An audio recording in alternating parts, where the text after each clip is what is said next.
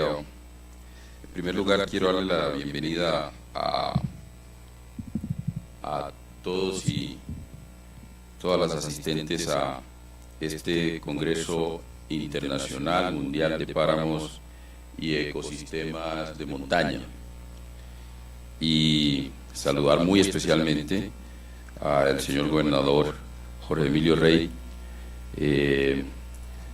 Usted ha demostrado un liderazgo extraordinario al frente de la gobernación de Cundinamarca en lo que tiene que ver con el desarrollo sostenible, la protección de nuestro patrimonio natural, y asimismo alguna vez hablamos con usted, señor presidente, de la necesidad de tener un escenario como este, donde pudiésemos escuchar, revisar distintas experiencias y poder nutrirnos de esas experiencias. Quisiera saludar al señor Gerd Kunz, embajador de Suiza en Colombia. Muchas gracias por su apoyo y el apoyo de su gobierno a la región y particularmente a Colombia. Quisiera saludar también a María Argüello, directora del Consorcio para el Desarrollo Sostenible de la Ecorregión Andina, Condesan, de Ecuador, y por su constante liderazgo. Usted me decía que desde hace 10 años vienen en una serie de iniciativas que se han ido concretando y que hemos avanzado, pero todavía nos queda un trecho largo por recorrer, y eso es importante. Muchas gracias. Quisiera igualmente saludar a nuestros invitados internacionales, al señor viceministro de Recursos Hídricos del Ministerio de Ambiente y Agua de Bolivia, al señor director de Ordenamiento Territorial, Suelo y Lucha contra la Desertificación de Argentina, el señor director de COSUDE, de la Agencia Suiza para el Desarrollo y la Cooperación, al señor director de Planificación y Conservación de Cuencas Hidrográficas de Venezuela, a la señora directora general de Diversidad Biológica del Perú, a la señora directora técnica del Sistema Nacional de Áreas de Conservación de Costa Rica, a el señor jefe de Departamento de Políticas y Planeación en Biodiversidad de Chile, al jefe de la Unidad de Gestión de Riesgos de Bolivia, a la señora jefa y oficial de programa de la Secretaría de Alianza para las Montañas, a los distintos representantes de los países que nos acompañan. Saludar igualmente a todos los representantes del cuerpo diplomático, a nuestros honorables congresistas, representantes a la Cámara y senadores que nos acompañan, y agradecerles por el apoyo a la agenda legislativa del Gobierno Nacional. Hay que resaltar que el Congreso, de manera unánime, en los 4 debates del Tratado de París, lo aprobó y de manera muy expedita, y siempre ha estado dispuesto a apoyar la agenda ambiental del país. Quisiera saludar a todos los miembros del Gobierno Nacional, a los directores de instituto, directores de corporaciones, a los alcaldes, diputados, concejales que nos acompañan, a los representantes de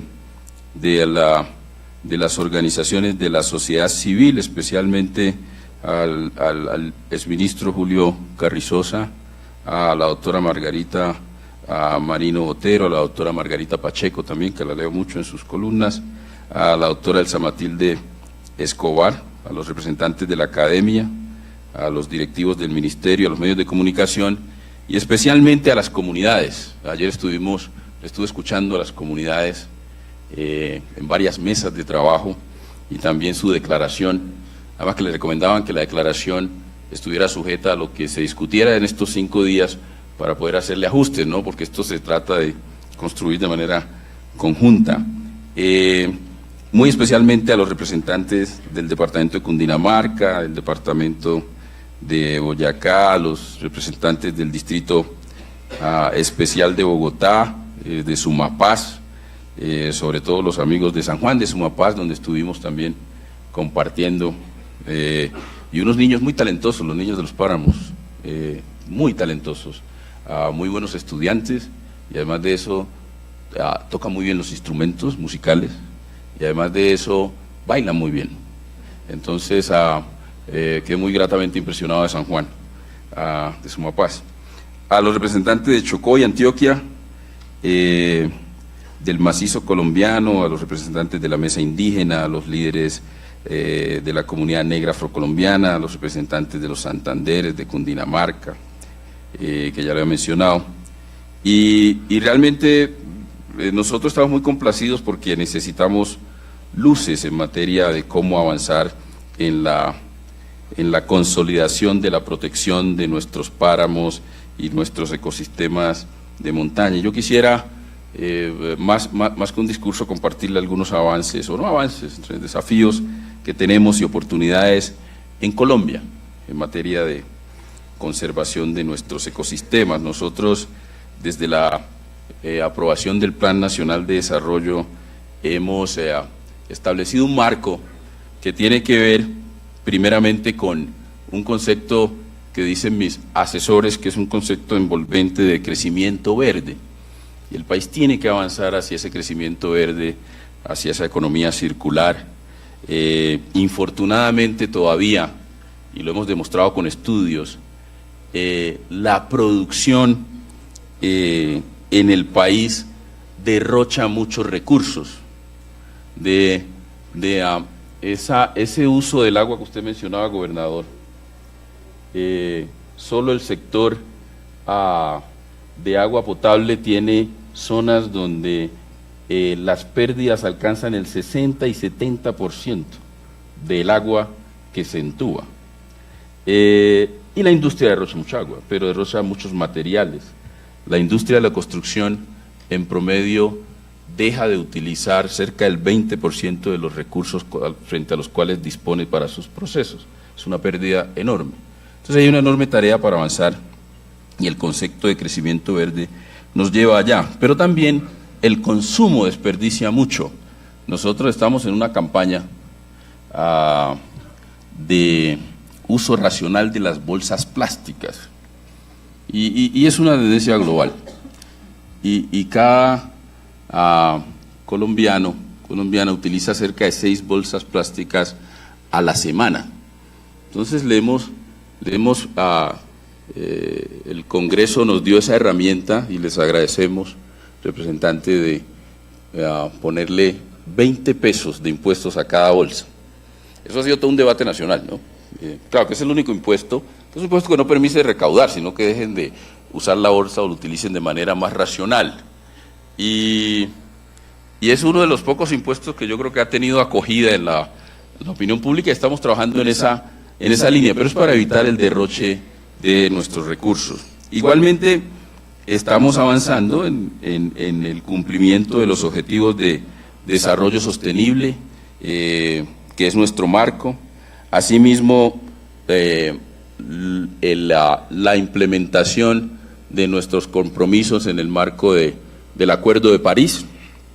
Estamos preparando con el apoyo de nuestros técnicos en el Ministerio la Ley Nacional de Cambio Climático, que esperamos presentarla al Congreso en la última semana de julio, el 20 de julio en adelante. Asimismo, tenemos unos compromisos de acceso a la OCDE, ese club de las buenas prácticas, y eso nos va a orientar, esas buenas prácticas, a tener buena implementación de nuestros proyectos. Y obviamente la implementación de los acuerdos de paz, es lo más importante. El país ha iniciado una senda muy trascendental para la transformación de nuestra nación a una nación que vive en paz y vive en la normalidad, en la tranquilidad. Y se dio un hecho muy importante recientemente, que muchos pensaban que nunca sucedería, y es que las FARC, con quien se estableció este acuerdo de paz, dejó las armas, se desarmó. Entonces, es un hecho trascendental, y allí lo ambiental juega un papel central. Y estamos pidiendo a los colombianos y a los colombianas que nuestra paz, diciéndole, nuestra paz está en la naturaleza, y la naturaleza fue una víctima silenciosa y sigue siendo del conflicto, y tenemos que repararla. Por eso tenemos que hacer la paz también con el ambiente.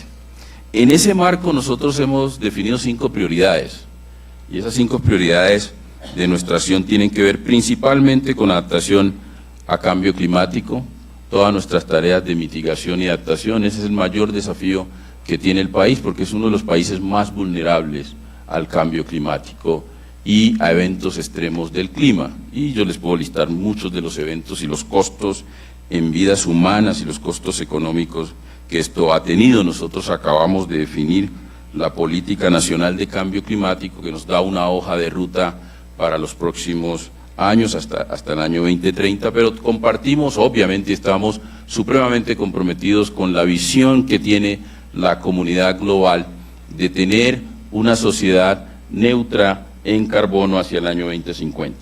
Y esa visión es la que nos orienta, pero en un marco de desarrollo sostenible, en un marco de justicia para muchas comunidades, como usted lo mencionaba, que a pesar de estar en medio de la riqueza y prestarle muchos servicios ambientales a los países y a la humanidad, viven en medio de la pobreza.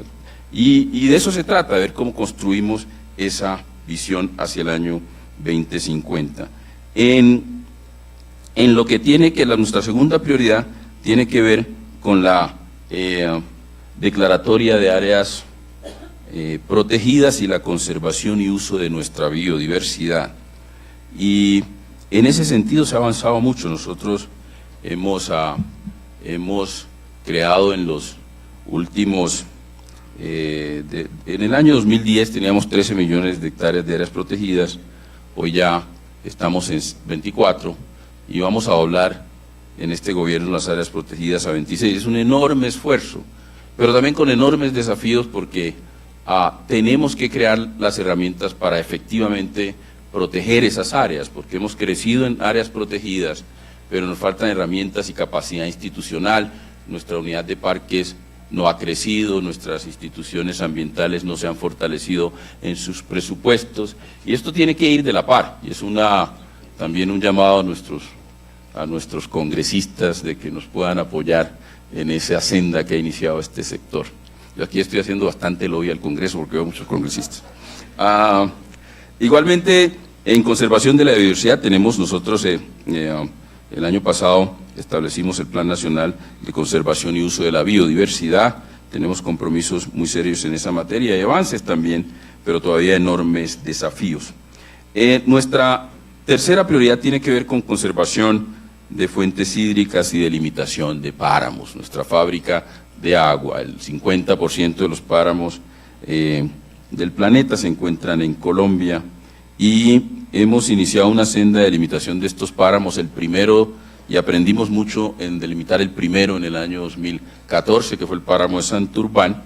En el último año y medio hemos delimitado 23 páramos más, porque esta semana vamos a delimitar el páramo de Sumapaz, Cruz Verde Sumapaz, ese complejo, y tenemos una discusión de país en la Corte Constitucional que se debe pronunciar en estos días sobre su apreciación de cómo hicimos la delimitación del páramo de Santurbán, que nos va a dar luces y guías para seguir en la delimitación de páramos y hacer los ajustes que se deban hacer. Igualmente, en la protección de fuentes hídricas avanzamos en la declaratoria de humedales de categoría Ramsar. Encontramos al país con 5 humedales de categoría Ramsar, hemos delimitado 3 más y esperamos dar al país con 2 humedales de categoría Ramsar, pasando de cerca de 600.000, 650.000 hectáreas a aproximadamente 2.5 millones de hectáreas, con un humedal que tenemos en cuidados intensivos, que es la Ciénaga Grande de Santa Marta, que estamos buscando la mejor salida para recuperar de una vez por todas este ecosistema tan importante para el país. Nuestra cuarta prioridad tiene que ver con la restauración y la recuperación de ecosistemas degradados. Colombia tiene una enorme tarea, pero enorme, inmensa, de recuperar sus ecosistemas, porque el conflicto y el desarrollo tradicional realmente nos generó una degradación increíble. Pero también creemos que el proceso de restauración, de recuperación y restauración de estos ecosistemas nos va a dar la oportunidad de generar mucho desarrollo y muchos empleos, sobre todo en un contexto de construcción de paz, sobre todo en municipios y en áreas de posconflicto. Ahí tenemos una enorme esperanza, y por eso queremos consolidar la economía de la recuperación y restauración ambiental. Y ya como quinta área estratégica tenemos la producción y consumo sostenible, todo lo relacionado con servicios y emprendimientos verdes. En materia de humedales, rápidamente ya les había comentado los humedales que hemos creado. Voy a seguir pasamos de 8, vamos a pasar a 12 humedales de categoría Ramsar. Igualmente en áreas protegidas, ustedes pueden ver el mapa de áreas protegidas, donde pasamos de 13 millones de hectáreas y vamos a estar en 26, 610.000 hectáreas de áreas restauradas, y tenemos una iniciativa muy interesante en el marco del posconflicto, que es Bosques de Paz. Queremos que muchos de los bosques que fueron el escenario de la guerra se conviertan, gobernador, en el escenario de la paz. Entonces, así como va a ser en Cundinamarca, varios bosques de paz, donde combinamos objetivos ambientales, de conservación ambiental, objetivos de reintegración de muchas comunidades a la normalidad, incluyendo los excombatientes de las FARC, pero también objetivos de generación de ingresos y de producción tradicional que le permitan una vida digna a estas comunidades. Y ya tenemos 34 bosques de paz, nuestra meta es llegar a 50 en la primera fase y poder avanzar hasta 150. Pero en ese mapa ustedes pueden ver, Colombia tiene un 52% de su área constituida en bosques naturales, y tenemos la gran tarea de poder conservar esos bosques. Nosotros, la deforestación, la tasa anual el año pasado se nos incrementó en un 44%, pasamos de 124.000 a 178.000. Y se requiere cambiar la economía rural para que realmente la conservación sea importante y realmente se puedan tener políticas que la fortalezcan. Y en ese sentido, aunque el país ha venido disminuyendo sustancialmente la deforestación, sí, ese revés hay que generar instrumentos legales, instrumentos institucionales para revertir lo que tuvimos el año pasado de poder conservar esas áreas. Y ya quisiera también, en términos de los complejos de páramos y ecosistemas de montaña, aprovechar esta oportunidad, y me disculpan que me extienda un poco, para mencionar estos ecosistemas en cifras.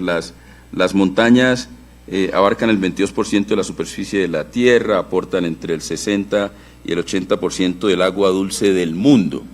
Nosotros solo en los páramos que tenemos hemos establecido que garantizan el suministro de agua de 30 millones de personas, pero con muy pocos mecanismos de compensación, como usted lo decía, gobernador. Bueno, como la Orinoquía nos compensa lo que sucede y los servicios que le prestamos desde el complejo de páramos del área cundiboyacense. El 13% de la población mundial vive en estas montañas y en gran medida en las condiciones que usted nos mencionaba hace poco de pobreza, lo que nos mencionaba la señora María Argüello. Y ese es uno de los enormes desafíos que tenemos como país. La energía hidroeléctrica que se proporciona, igualmente el turismo de montaña, que representa entre el 15 y el 20% de la industria del turismo mundial, y allí tenemos mucho que aprenderle a Suiza en términos de cómo esta actividad que se puede hacer de manera sostenible. Hay una gran discusión aquí en el país sobre turismo de la naturaleza, sobre todo en el tema de parques, que esa la tenemos que concluir en estos días, pero sí tenemos mucho que aprenderles a ustedes y a otros países de cómo poder avanzar en generar, en fortalecer esta industria del turismo sostenible de las montañas. En el caso colombiano, nosotros tenemos 37 complejos de páramos. Nos comprometimos en el marco del Tratado de París a delimitar 36 de estos complejos. Nos apareció otro después de ese compromiso y aspiramos que la meta es que el año entrante podamos tener todos los complejos de páramos delimitados en el país, y hemos tenido un avance importante. Igualmente tenemos un marco jurídico que nos regula esta delimitación de los páramos, las herramientas que nos dio el Congreso, parte de la Ley 99 del año 93, el programa de páramos en el año 2002, una serie de instrumentos y desarrollos tanto legislativos como legales, como de política pública, como técnicos, que se consolidaron ya en la Ley Nacional del Plan de Desarrollo que estableció obviamente el marco que nos rige hoy para la delimitación de esos páramos, y seguidamente desde el orden judicial la sentencia C-035 de la Corte Constitucional. Y refleja un poco lo que decía la señora María Argüello en términos de que se viene trabajando en esto desde hace muchos años y mucha gente comprometida, y como mencionaba el embajador, el hecho de que estemos aquí demuestra ese amor por los páramos y las montañas. Igualmente tenemos responsabilidades sectoriales en Colombia, en lo que tiene que ver con el Instituto Humboldt, que aquí está su directora. El instituto nos provee una cartografía de referencia que trabaja con las corporaciones y las comunidades para poder desarrollar esta delimitación. Asimismo, las corporaciones autónomas regionales tienen una tarea muy importante de zonificación con las comunidades de esos páramos, y todo un proceso de planificación que ya es más integral del gobierno como tal, más allá del sistema nacional ambiental. Tenemos enormes retos y desafíos.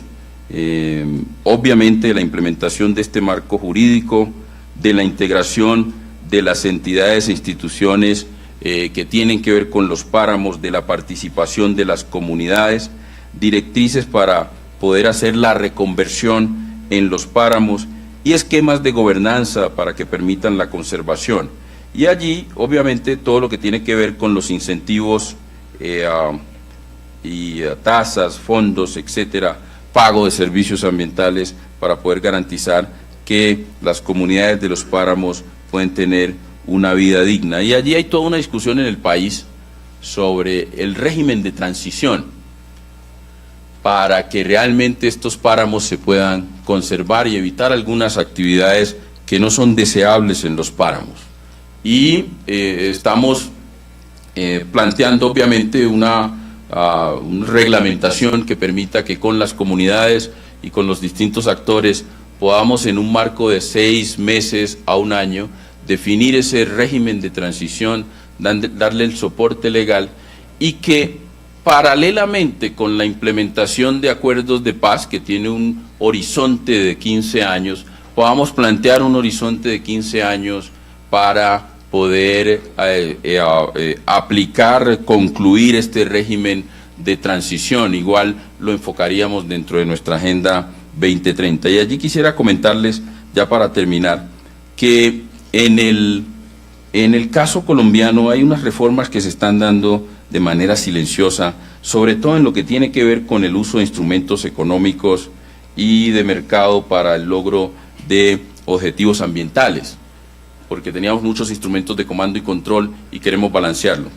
Y hemos hecho enormes transformaciones, una, y que se mencionaba aquí, la Política Nacional de Pago por Servicios Ambientales, que acabamos de presentar con el señor presidente el pasado viernes en la laguna de La Cocha, en el Nariño, y la ley, en el marco de la implementación de los acuerdos de paz, el decreto ley 870, muy reciente, el pasado mayo, que establece ese marco legal para el pago, la compensación por servicios ambientales, y tenemos enormes esperanzas en ese mecanismo. Eso es una transformación profunda de lo que hacemos en materia de instrumentos económicos. Pero sumado a eso, se dio otro impuesto verde, bloque de impuestos verdes, que es el impuesto al carbono, a las emisiones de dióxido de carbono, y en ese contexto se aprobó, está muy reciente, el decreto 926, que genera la carbono neutralidad. Y una empresa que emite y tiene que, es sujeta, debe pagar el impuesto al carbono, puede escoger no pagar ese impuesto y hacerlo a través de la compra de un bono o inversiones en un proyecto de sumidero o en un proyecto de captación, de disminución de emisiones, y esos recursos que se invierten en ese proyecto con las comunidades, cuando se certifica, puede este sujeto del impuesto pedir el descuento a el gobierno, a la DIAN. Ese es un mecanismo que va a generar la llegada de muchos recursos al sector ambiental, solo para mencionarle uno de esos instrumentos que hemos aprobado. O el otro, que tiene que ver con las compensaciones que pagan las empresas por pérdida de biodiversidad o por uso de recursos naturales. Estamos haciendo de una manera, una cirugía al marco legal de las compensaciones. Ya modificamos todo lo que tiene que ver con las compensaciones por pérdida de biodiversidad, donde teníamos acumulado cerca de 1.5 billones de pesos, y desde el año 2006 que tuvo la regulación, nada que se podían invertir esos recursos. Entonces esos recursos van a estar disponibles para el sector ambiental. Pero adicionalmente estamos modificando todo el esquema de compensaciones, que debe tener más de 2 billones de pesos, estamos haciendo el cálculo. También que son recursos frescos para invertir en este tipo de proyectos y que se liberan de manera inmediata. Y en ese sentido, también, y son reformas que están aplazadas. Ahora bien, la tasa por uso del agua, el gobernador lo mencionaba, de que el país no puede seguir pagando entre 0.69 y 0.89 centavos por metro cúbico. Nosotros nos dimos a la tarea de actualizar la tasa por uso del agua, que no se actualizaba desde el año 2004, hace 13 años. Además, con un mecanismo que se va a actualizar automáticamente, de acuerdo al IPC. Y solo para darles un ejemplo, en el promedio en Latinoamérica de los sectores industriales, del pago de la tasa del uso del agua por metro cúbico es de cerca de 40 pesos colombianos, y el promedio en Colombia era de 1.46. Ni siquiera estábamos en el promedio de la región. Con el ajuste que estamos haciendo, que lo hicimos también gradual, este sector, a partir de la semana pasada, no hemos dado a conocer este decreto porque nosotros nos dicen que estamos poniendo mucho impuesto a todo. Desafortunadamente, no se imaginan la lucha para sacar este decreto.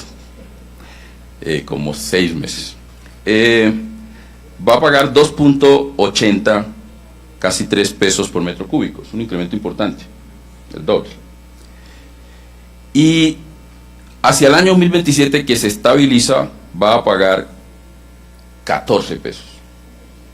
Esto va a permitir un incremento sustancial para que las corporaciones puedan aplicar estos recursos al pago por servicios ambientales.